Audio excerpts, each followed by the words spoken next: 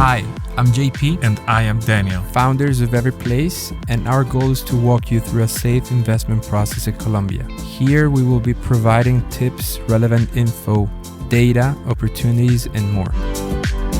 Let's get started.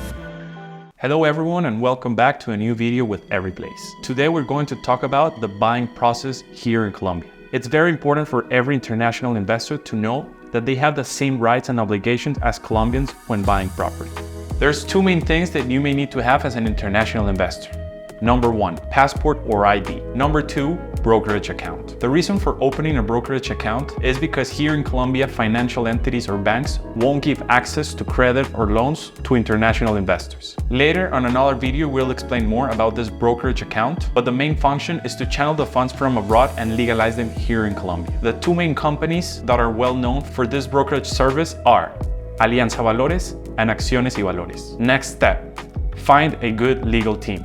They would be the ones in charge of protecting you on any situation on the purchasing process. Next step, finding the property. Here, we recommend you finding a very well-known and trusted real estate agency. Here at EVERYPLACE, we can assist you with that. One of our agents will take you from 0 to 100. After finding the property, we'll get into negotiations. Here in Colombia, it's normal that at first you'll get into a verbal agreement. After this verbal agreement, we recommend you having everything written and specify all terms. One of the most important steps is the title study. This will be done by your legal team. If everything is good, they'll give you the green light to proceed with the purchase agreement. The purchase agreement is one of the most important contracts on this purchasing process. Here, you'll establish two main things. Number one, down payment, so you can step on the property and take it out of the market. This payment normally is between 10 to 20%, but it could be negotiated between parties. Number two, closing date. Parties will establish how much time they'll need for the closing. In between purchase agreement and closing, your real estate agents will work and gather all the paperwork needed, deliver the certificates of good standing for property tax, certificate of good standing from the city hall,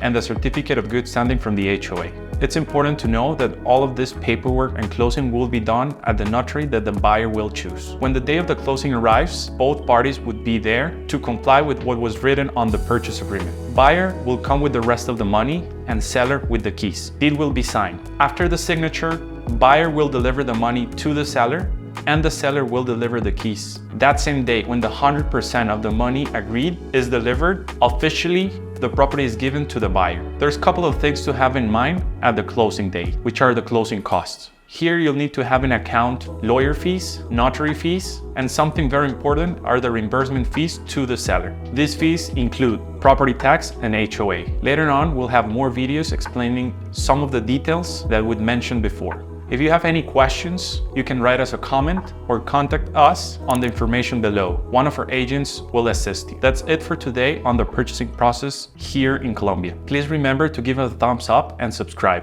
Thank you, and I'll see you soon.